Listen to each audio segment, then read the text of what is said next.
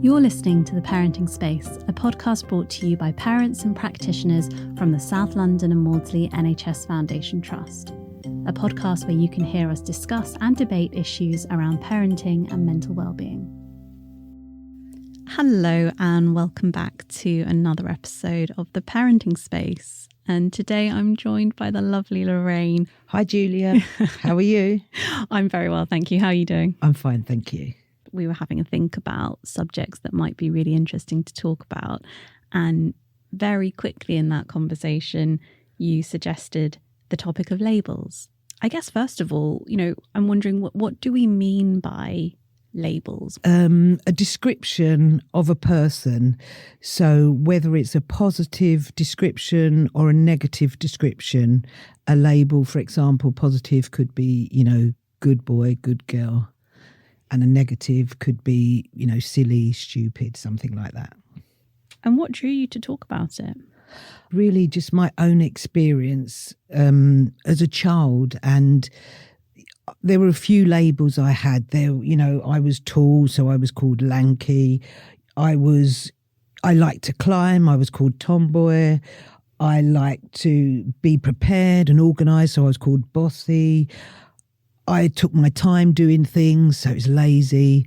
But and I was also called stupid if I couldn't do something or understand. But what drew me to sort of talking about labels was my own experience as a child. I was a teenager, and at that time, I hadn't been diagnosed with any additional needs. So basically, I have dyslexia. And I hadn't been diagnosed. So during that time, whenever and I just remember being in the English class in school, and my teacher had asked me to read, and I was really worried about thinking, oh my God, these words are jumping all over the place. I couldn't. And whilst I was processing what was going on, all I remember him asking me was I stupid? And it was at that same time I was thinking, yeah, that's it. That's what the problem. I'm stupid.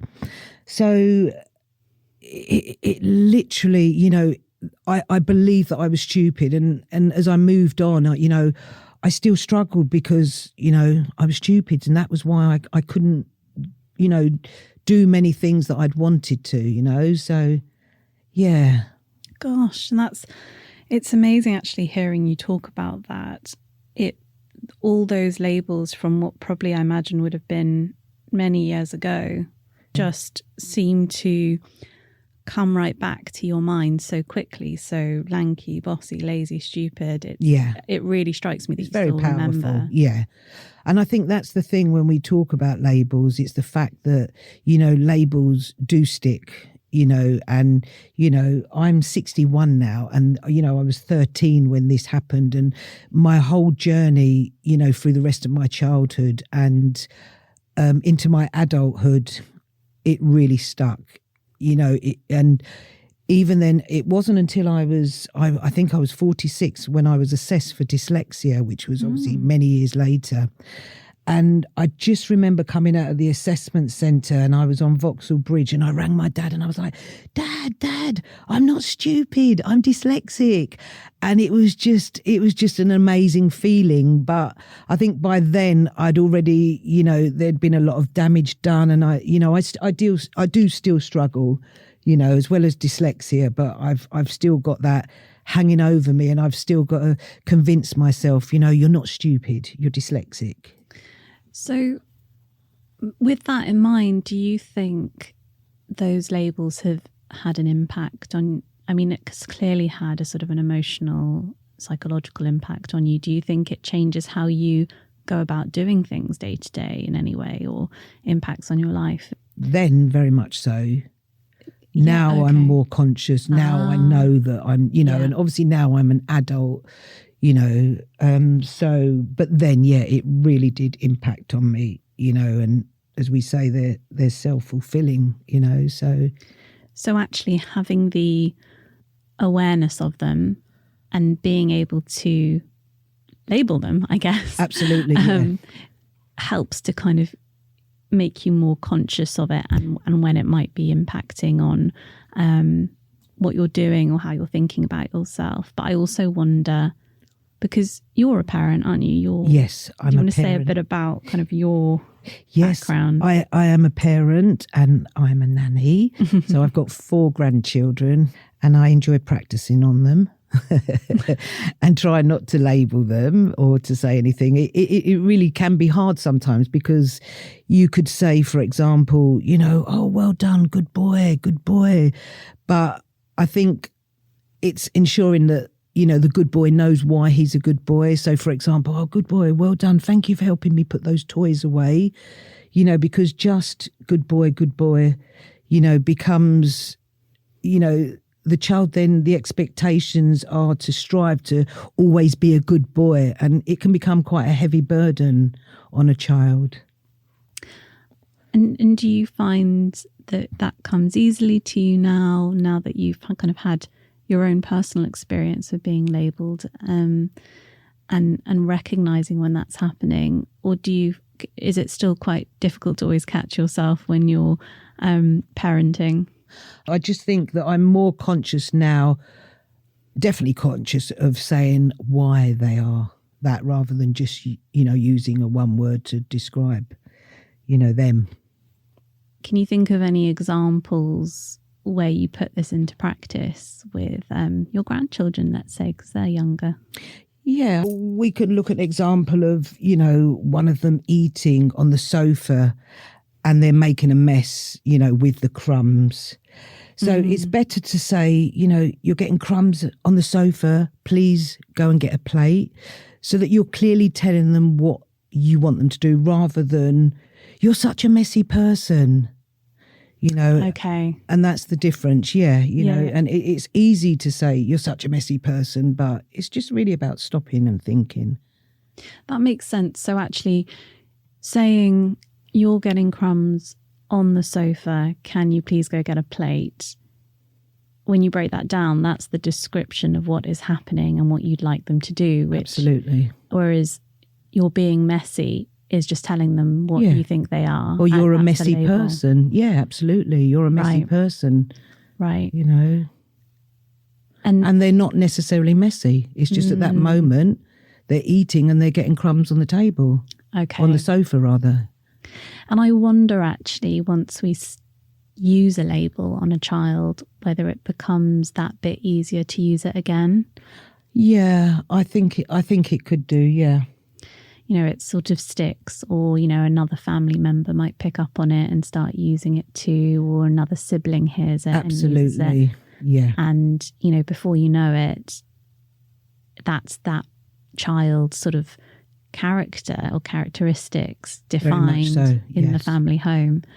And I think we can all relate to that, can't we? Like, every family has grown up with the clever one, or the sporty one, or the lazy one. Yeah, definitely. And those narratives really persist. And actually, it makes me think about kind of the impact of what we might perceive as positive labels. So I guess not all labels are negative. I think you talked about this a little earlier. You gave the example of good boy or good girl, but also, you're so clever. Yeah. And it makes me think a bit about the impact of that. I mean, I don't know what your thoughts are on that. No, I agree. I mean, obviously we want to encourage our children, and celebrate when they do, something that's good. But for example, if a child's come home and they've got spellings, for example, and, they've practiced those spellings, they've gone to the school the next day and they've come home and they're showing their parent and they're like, oh my God, you're so wonderful. Well done. You're so clever. Look at you. You can do it. You make sure you do it again. And it then becomes a lot of pressure on that child as well. And if, like, the next day the child hasn't really had time to really look at those spellings and learn them, then he's not only worrying about the spellings, or he or she, they're worrying about, oh my God, pleasing the parent. Yeah. Or the grown up, whoever. So it does put pressure on a child. It can, but, as positive and as nice as we want, it to be. So it's like, okay, I've been labelled as clever now. I need to live up to this label. Absolutely. For the rest of my life. Yeah. And, what happens everything if I do, I've got to be clever. I've got to do this. that's You're my right. contribution, and if I'm not, then what am I?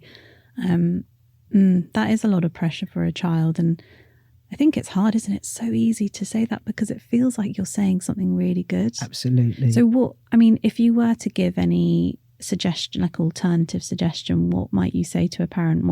How could they phrase it differently to avoid that sort of labeling trap? I think, like we mentioned, it's easy for us to naturally say, good boy, good girl, well done. And, I think what we need to be conscious of is the child needs to know why, they've been good or well done for what reason. So, well done for picking up your belongings. Well done for tidying up your bedroom. Good boy. Thank you. Just add a few more words so it's clear to the child that, you're praising them for what they've done. So again, similarly to how we were saying earlier, it's put the emphasis on what they're doing, not who they are. Absolutely. You want to separate the child from the behaviour. That makes a lot of sense. Thank you, Lorraine. And thank you so much for coming today to talk to us about it. It's really, really interesting. Thank you, Julia. You're welcome. You've been listening to The Parenting Space, a podcast brought to you by the CAMHS team at South London and Maudsley NHS Foundation Trust. If you need support after today's discussion in the podcast, please talk to someone that you trust or follow the links in the description to get general advice and support. The Parenting Space is available on all podcast platforms. If you'd like to hear more discussions like this, subscribe to our channel and you'll receive a notification every time we release a new episode. If you've enjoyed listening to this episode, let us know your thoughts over on Instagram, Facebook, or YouTube. You can find us at @theparentingspace_official.